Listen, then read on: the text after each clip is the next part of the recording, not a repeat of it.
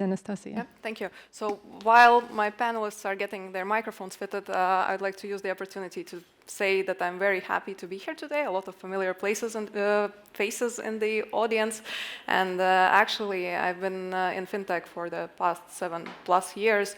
And where we started and where we are now are two completely different industries because like historically there were regulator and government representatives on one side and then fintech representatives on the other side trying to somehow find common language. And today we see that we are able to basically innovate together and to admit that fintech is an important industry for Latvia, an important industry to promote.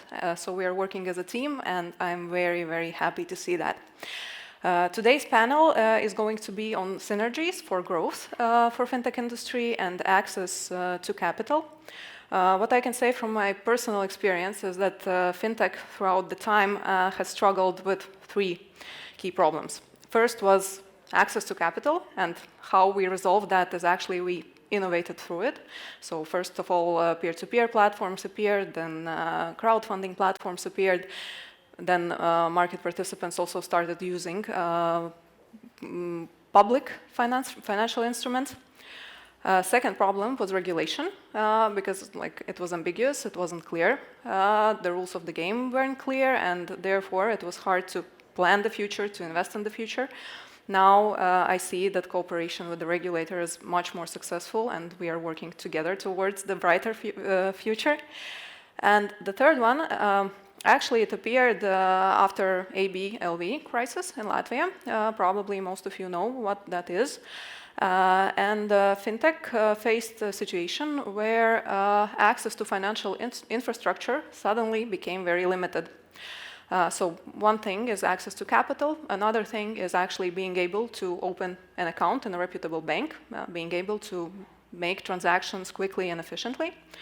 And we are not there yet to resolve that, but I hope that we manage to discuss what the situation is as of today and how we see it evolving going further, and maybe also formulating what would be needed for the industry to grow more successfully.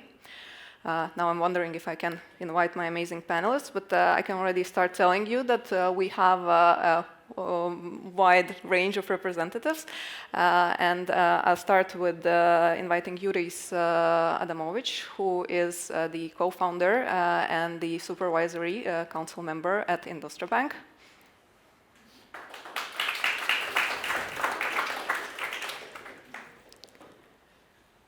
Then I would like to invite also Eva Unda, representing NASDAQ here as head of market development. So we have a bank, a financial market representative. Still waiting for the rest. Maybe while we're waiting, shall we start introducing? Yeah. I would gladly invite you to introduce your role in this discussion as a participant of providing financing for growth to fintech industry. Eva, maybe let's start with you. Sure. So I'm head of the development at NASDAQ. NASDAQ is a global technology company, actually one of the oldest fintechs itself.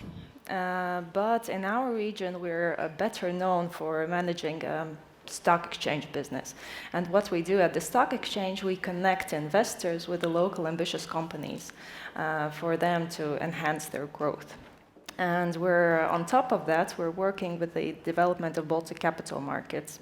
So we're working with the issuers, with the investors, and with the other stakeholders, such as regulatory part and the advisors who help companies and the investors in the market. Amazing, thank you. Jurijs, what about you? Yes, I represent Industra Bank. Industra Bank is, as we call it, a local capital bank for local businesses. The bank has undergone a massive transformation recently. We have changed the shareholding structure completely. The management was changed and the strategy was changed, and hence the focus on the corporate segment. What's I think also beautiful about our bank is that all shareholders are entrepreneurs having interest in various different industries and having international businesses. And we, as clients of various banks here in Latvia, in Baltics, and also internationally, I think have a very good grasp and feel of what is it exactly that business owners, company CEOs, CFOs exactly need from financial institutions in terms of the quality of the service, the depth of the relationship. And I think it helps us very much in what we're doing on a daily basis. I am a bit worried because I don't see familiar banking faces in the room. So either, well, I hope I'm the most enthusiastic banker in town about the prospects of collaboration between the banks and the fintech. Let's discuss that later. In the meantime, we have been joined by Svetlana Skeneva, who is representing CrowdedHero. It's a new market participant. So tell us about yourself. Tell us about CrowdedHero. Yes, so I'm Svetlana. I'm CEO of CrowdedHero. It's an equity crowdfunding platform based in Latvia. And crowdfunding is a quite popular way of fundraising in Europe already. And there are different types of models. So we are specialized in equity crowdfunding. This is a way for companies to attract additional capital by offering part of its equity. So it's something similar to private equity investments, only instead of one or two large investors, there will be a pool or syndicate of smaller investors. So we are a first crowdfunding service provider in Latvia, licensed by Financial Capital Market Commission this year. And in Europe, there are only 6 companies right now under such new European regulation. So this passporting as well gives us an opportunity to operate in Europe with different member states. Where are the others incorporated? One is, I think, CrowdCube, which is in Spain and UK. And there are smaller, which are located, they operate mostly in national market. Okay. In the meantime, Aldis Umblejs has joined us. He is a CFO and management board member at DelfinGroup. Tell us about yourself and about Delfin. I represent DelfinGroup. We are a fintech that operates in the lending segment of the industry. And besides of lending, we also operate in pawn shop business and also in sale of pre-owned goods. And in respect to this discussion, we are the ones actually that are using the capital and that are tapping the capital in various forms, being that peer-to-peer platforms, bond markets, and recently also the stock exchange via IPO. Thank you. And Martin Schulte, co-founder and CEO of Mintos. What's up, Martin? So good, thanks. So I'm Martin from Mintos. At Mintos, we are investment platform. We basically help retail investors to build wealth long term. So today what we provide is opportunity to invest in loans, and in that way actually we do help the lending companies to get funding to issue the loans. So far we have facilitated more than 8 billion euros of investment through Mintos, and perhaps we are the largest player in Europe, and we do have about 500,000 customers across all Europe. Okay, so I believe it would be useful to kick off our discussion with some insights from Ieva, because what we've seen recently in Latvia, not just relates to fintech, but to other companies as well, is that companies have finally started joining public markets. So tell us about the trends that you're seeing, both in terms of the companies who come to you and who actually are ready to issue their stock publicly, and also about the investors. So what are the trends there? Exactly. If we're comparing to a couple of years in the past, I think we have had a generation shift So some of the old traditional industry companies have been replaced with new ambitious businesses willing to attract capital and also benefit from the publicity that stock exchange provides, which is a very important component of all the procedure.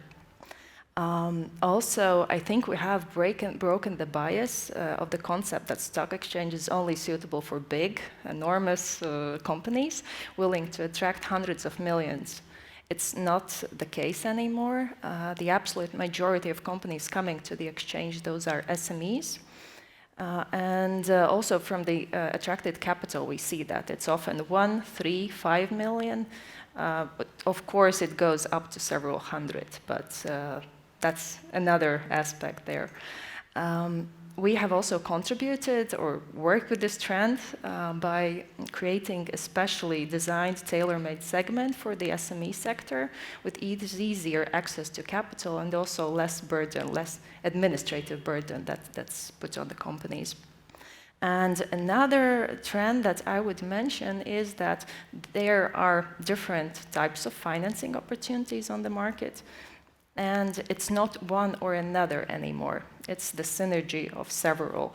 And Aldis and DelfinGroup here, they are a perfect example of how you actually can benefit from the different instruments that you use. You can have bonds, you can list shares on the exchange, you can have loans from the banks, and you can use peer-to-peer platforms. I think one very good takeaway here is that if the company is transparent, if it has good corporate governance, if it has well-built investor relations, then you're very flexible. And then at any time, at any moment, when you need the capital, you can actually enter any market and choose any instrument depending on the market situation there. Aldis, I think it's good time to ask you about the evolution of capital attraction story at Delfin that at the moment resulted in an IPO, but what has happened before that? What is your strategy and challenges going forward in relation to capital attraction? Yeah, right. I think our journey was not the usual one. Actually, we started with the public markets already in 2013 when we had our first bond issue, and altogether we had 8 bond issues up to now, and we are still continuing that practice going on. Then at 2016, when Mintos was set up, then we joined also there, the marketplace, and we are using quite extensively them also up until now and going forward. And then at the last year, the shareholders, let's say, made the decision that they are up to the point and they feel that the companies reached the point in their maturity and to become a public company. And we made an IPO and raised over 8 million euros by a public share offering and started to list our shares on the Nasdaq main exchange. I think what's important there is, as Eva already mentioned, for a company to have that step and reach the stock exchange and to be public, the company has to be in a stage where it has good corporate governance, and we strive for that by recruiting independent board members, then also investing in public relations, in marketing and so on to promote our company and the possibility for investors to invest in.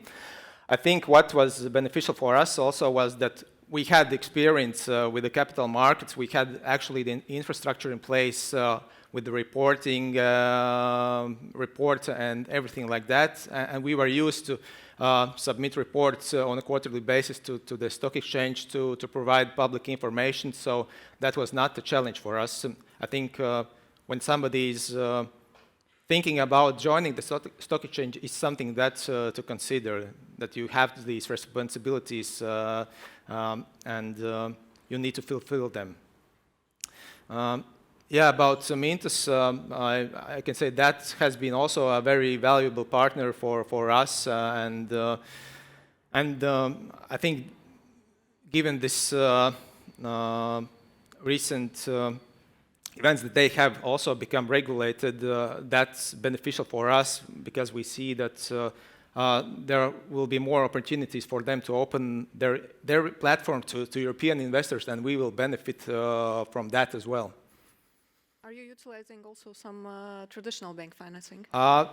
That's not used right now by us, but we are considering that. But I think there are some quite challenges for fintech and also for us to access the banking funding.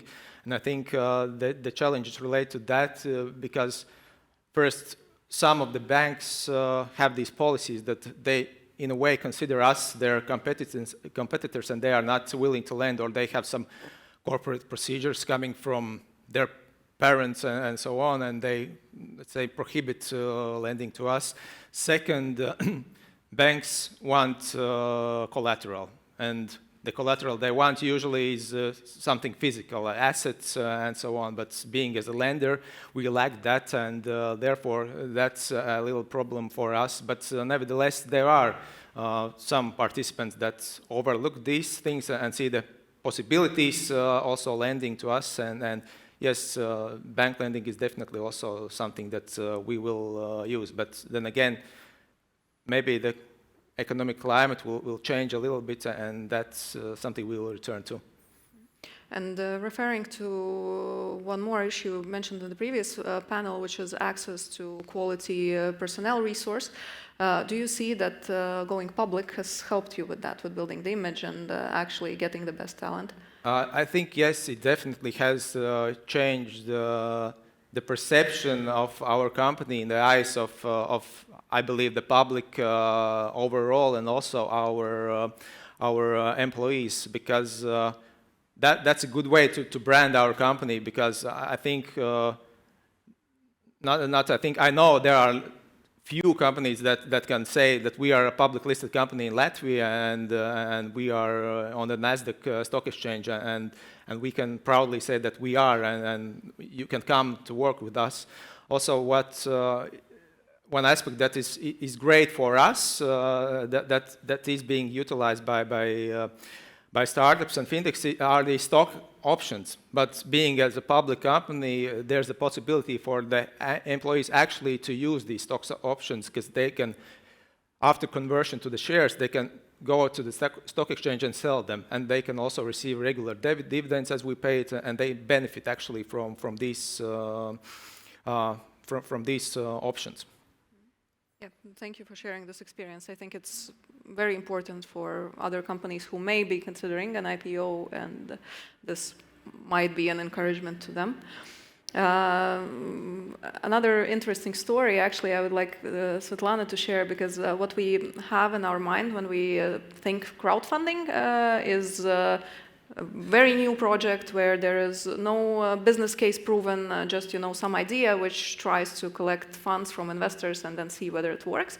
But actually, CrowdedHero is focusing on a bit different segment for crowdfunding. So tell us, what is the segment and what are you enabling by providing your service for Latvian entrepreneurs? Yeah, so when we started a discussion with the different companies, we understood that despite that these different financing models are available currently, there is still, the demand is still higher than the supply. So crowdfunding, equity crowdfunding, gives an opportunity for small and medium-sized enterprises to get this additional capital by providing part of the equity. And in Europe, crowdfunding is more specialized on startups. We decided that we have this different focus on the companies which are already exist on the market, they operate, they have a stable revenue stream. So this is our main target group. And to attract such financing for the companies, sometimes we need to combine with the other models, with the banks, or for the lenders and VC funds, angel investors, because there are also larger transactions which require much more capital, which could be attracted via crowdfunding. Yeah, so this is like the main difference for us right now. But crowdfunding, again, is still a really straightforward model. It's not so complex, maybe as a loan, or not so expensive. So this, from one side, there is this company which is willing to attract capital, and we perform due diligence, legal and financial. Then the offer is published. And this regulation sets also certain standards for this.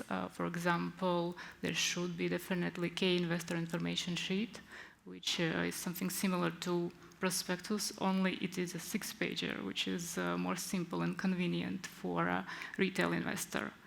And from other side, there is this investor, which is searching for new opportunities where to invest, or maybe you want to become a shareholder of the company, or diversify the portfolio. So for him, it is really easy way. So he registers, he makes an investment, and basically that's it.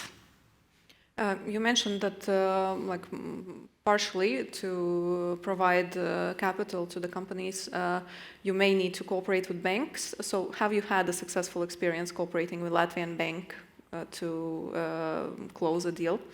So we are now in negotiation process with this M&A deals or management buyout deals, where the amount of the transaction is really high. So the company is cooperating. For example, the bank to issue a loan is asking to increase the equity.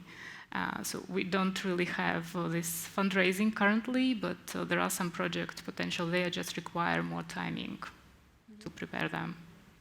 Okay, amazing. So first potential for synergies, right? Thank you very much. Martins, so peer-to-peer went hand in hand with the Latvian fintech story in general, so it's one of the cornerstones. What has been happening lately? What are the trends in the industry, and how you see it going forward in the next few years?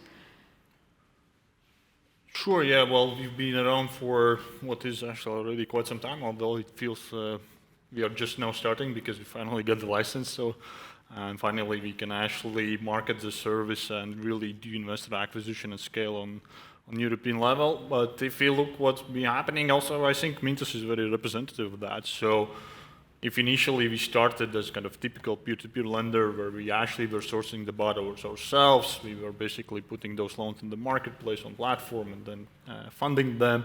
Then thereafter we transitioned to what is more kind of a marketplace model where basically we partner with such companies as Delfin or Eleving or 50 other lending companies across the globe which we have today, and then they use us to fund the loans which they issue, right? So that's already kind of step away from the peer-to-peer lending. So, and today I actually wouldn't say that we are peer-to-peer lender anymore, so it's much more about being an investment platform.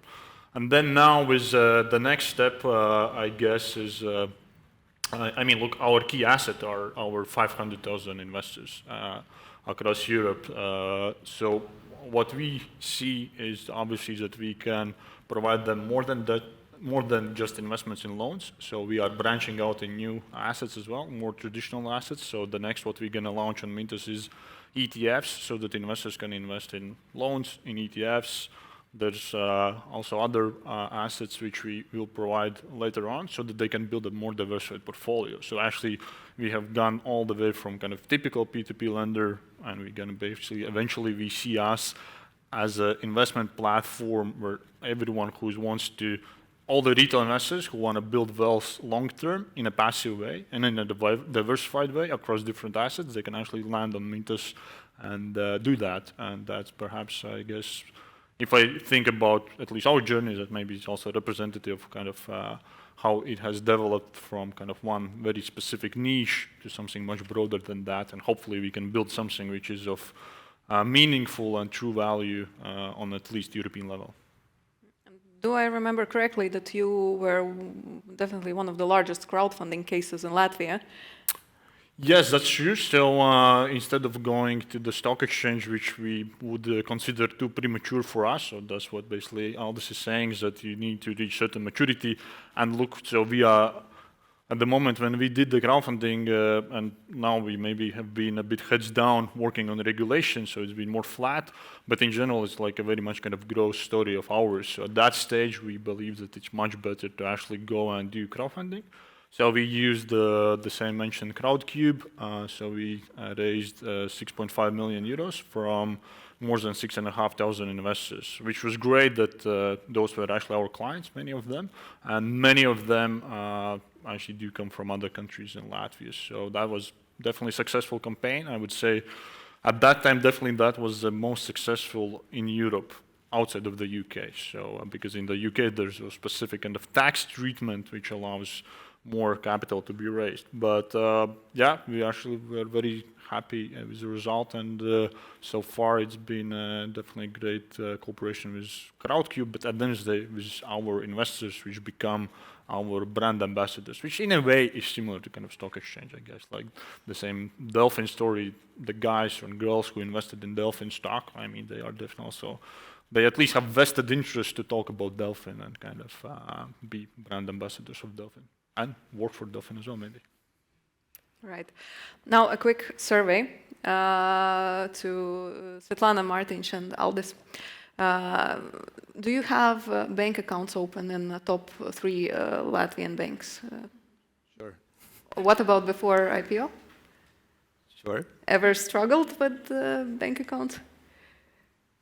You mean personal or company-wise? No, company-wise. no, sorry, all company-wise. No, not really. Okay, so Delfin has had access to quality payment infrastructure. And have access to all the major banks, and actually I'm not aware that somebody ever had refused the account or closed an account for us. Mm-hmm. Okay.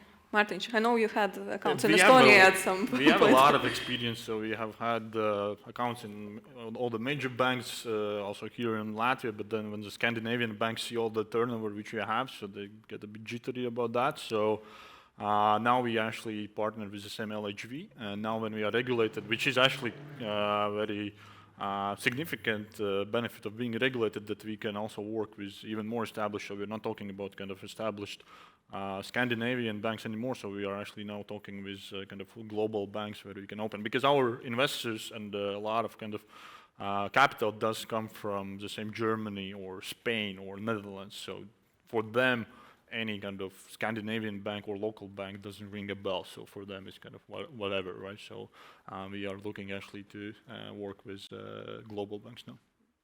Svetlana, what about you? This is a really painful question. Okay, at least somebody is helping me make a point. Thank you. Yeah, so we discussed with the larger banks definitely, but the price that they ask for us was really extremely high. So we cooperated with a smaller bank, and we still have really good cooperation. As far as I know, they discussed also with the Financial Capital Market Commission how they can develop the product further for the fintechs. And we also cooperate with a French payment institution for the payment flow of the client funds. So we had negotiation with Industra bank as well, but so far it's quite slow. But yeah, for the larger banks, it is right now like a pain, as I said. We also participating currently in MasterCard Infinitive program, where we had an opportunity to talk directly with the heads of the Scandinavian banks, but it's really looked that they are not so interested so far. Jurijs. What is Industra Bank's strategy in relation to cooperation with fintechs, and both in terms of providing access to payment infrastructure and also maybe to offering some financial products such as credit lines? Have you discussed this? How does it relate to your risk appetite, and do you see any roadblocks to being more open to cooperation? Yeah, I think it's fair to say that I guess Industra Bank has much more appetite for servicing fintechs than most of the banks in this country, and I really do believe that. And I think if you look at the number of fintech accounts we have opened and compare it across the few banks across the river, I think we would definitely have times many more. But the roadblocks, as you said, that one needs to overcome, I don't think they are within the banks themselves. I think that would be very fair to say so. If you would look from the bank's perspective, every fintech company is automatically categorized as a high-risk client. That entails that we would have to do loads of manual compliance work. Hence the high fees for opening, servicing, and maintaining this account. I mean, yes, obviously, one bank might have a higher risk appetite than the other, and we certainly have, and we do believe that there is a lot of value to cooperate with fintech companies. But as I said, it's a matter of risk and cost, and it actually was quite an effort on our side internally, to convince the compliance team that this is something we want to do, because in the previous panel, colleagues spoken about the completion of the capital refurbishment. Well, I can argue, to what extent is it really completed. And even not as a banker, but as an entrepreneur myself, I mean, I can openly share with you that even for me to open accounts for some of my companies in Germany or Switzerland will take it will be a much easier process, and it will take much less time. So to clap ourselves on the shoulder and say that we have done a great work. Well, we have done a great work as a country in terms of showing to our international partners that we have cleaned up the mess that we had. Yes, that was done, but to say openly and honestly that all the banks have adopted the culture to manage risks, I would challenge that. And I would say that most of the banks in our country still operate in the mode of avoiding risks rather than managing them. And it's hard to blame banks for that. I mean, as a shareholder myself, I do understand that. If there is a risk which you cannot, objectively measure and quantify, I would rather say, no, we don't do that. And that applies to the compliance regulation in our country as well. So I think there is still an extra mile we need to go together with our policymakers to make sure that we are really in the culture of managing risks rather than avoiding them. If I would say a few words on possible cooperation with crowdfunding platforms without disclosing any specific names, we actually have invested quite a bit of time, a bit more than a year ago, and trying to contemplate that we would cooperate with one crowdfunding platform and try to do deals together. And from the first glance, it seemed very, very attractive. From the crowdfunding platform side, that would boost confidence for the retail investors, because the retail investors would put the money in something which has been verified and validated, by the stringent credit underwriting process on the bank side. The clients would also, the borrowers have the opportunity to raise more monies, and also from the bank side, we saw value in that, as being a small niche bank with a limited capital on hand. We saw that as an opportunity to utilize our capital in a more efficient way. So the business was very much in favor of that collaboration, myself included. But then internally we were stuck, and we were stuck again into the regulatory aspect of that, because of all the know your customers approach. In the end, we decided that it's just way too much hassle and it's overly expensive, and we're not doing that. And that's where we are. And in terms of business, I mean, we would still be interested. But I think not even for our bank, but for any bank to look at it, and really to have a business case for that. I don't want to repeat myself, but I do believe there's quite a bit of more homework to be done for us together with the public sector.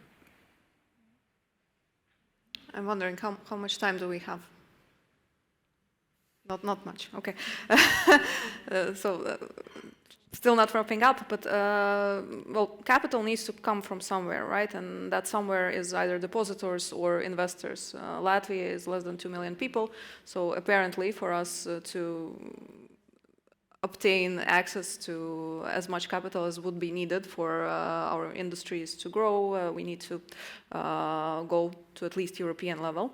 Eva, what are the trends there? Are you seeing from Nasdaq's side that there are also foreign investors joining? And what would be needed to, first of all, make our investors more active and also to enable foreign investors to be able to participate in Baltic capital markets more effectively? Mm-hmm. Our market is driven by retail investors, so around 70% of all the trades are happening are driven by retail, which is good. But for the markets to function efficiently, we need to have this perfect mix of long-term, short-term investors, retail, institutional, and local and international ones. We are very often talking about activating local investors, which is crucial still, but my concern lately has been the visibility or present. So what I'm concerned about is how to get more international investors into our market. If we look at the trading volumes, then it's roughly 3 to 4% of international ones being represented here in Baltics.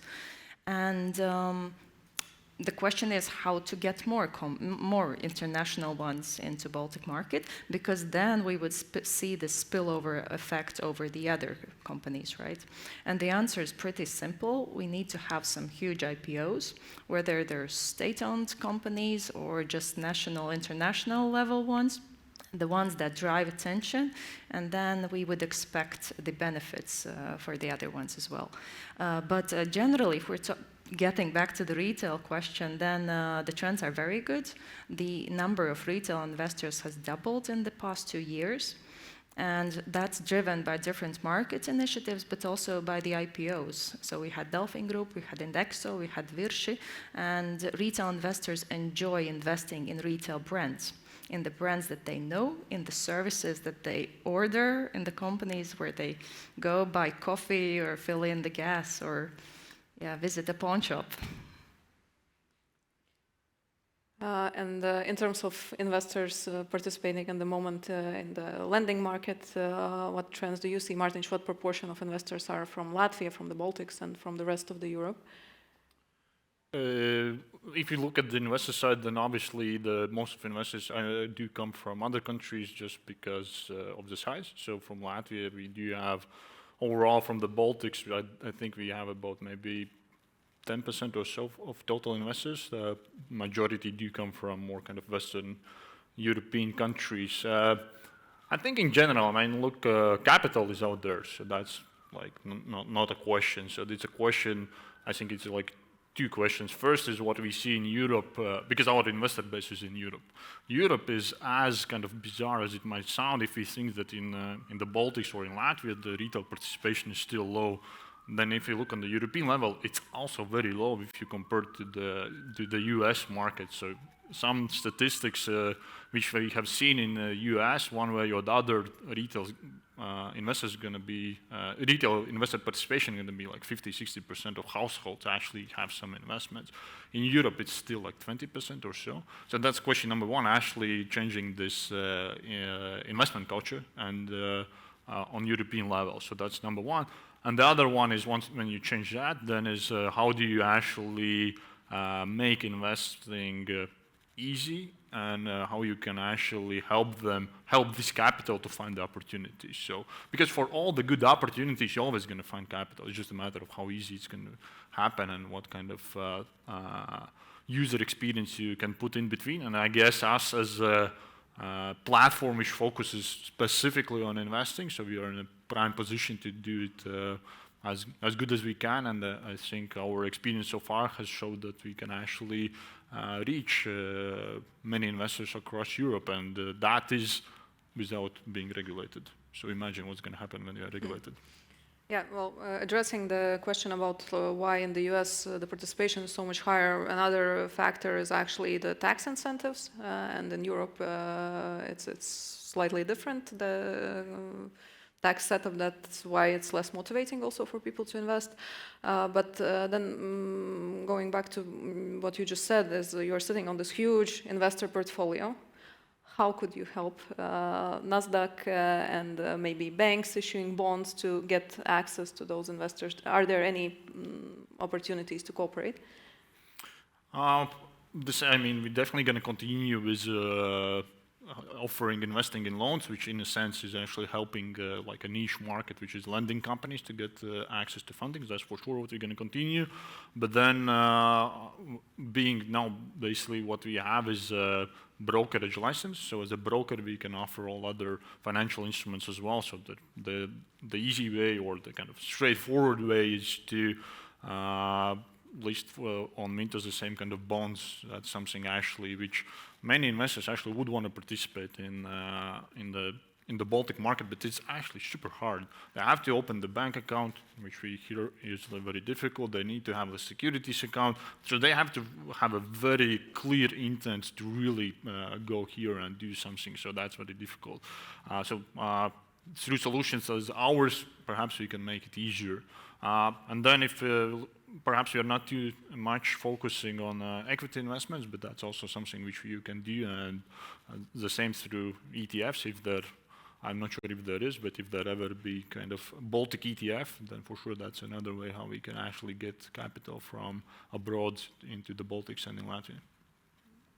Amazing. So today we've heard quite a lot about what's been going on and what's upcoming actually for the fintech industry and for availability of capital, and we see that some synergies are already being realized, some may be underway. There is still a lot of work to be done, and we have one question to take. Can we? Yeah. So the question is, how are banks perceiving fintech in long run as threat or partners? And that goes to Jurijs. Well, obviously, I'm not in a position to speak for the whole industry. I can only speak for my bank. We, from our end, definitely see it as an opportunity, because I see there is a lot we can learn from fintech. We can work together to satisfy the client needs, and most importantly, we can make money together. I genuinely do believe that. But in order to do that, as I've said before, I think we need to sit down together with our regulators. And I think, number one thing that one needs to do, and what actually has been the struggle so far, is that essentially, if you look at the compliance regulation today, we basically have to duplicate whatever the fintech is doing. Because know your customer's customer regulation today essentially implies literally that. And that is just super costly and super inefficient, and makes, the whole concept just business-wise unacceptable. And Aldis, maybe you also have a comment to this. So you already addressed that in the past the banks have been seeing you as a competitor somewhat. Do you see it changing somewhat, and has you going public helped in this essence? I think yes, it definitely has, because yes, the corporate governance and this openness reporting and such, that definitely helps. And I think I can agree with Jurijs that there can be synergies found, and if the bank sees also the possibility in us that we as a client can provide them a source of revenue and the possibility to earn, then they are willing to serve us. But I think some of the banks have to change this mindset and look beyond that we work in the same field and maybe take away part of their customers, and if they can do that, then I think we can get along quite well. Okay, we'll end on this good note. So thank you very much for participating today. Thank you very much for enduring and listening. Thank you. Yeah, give.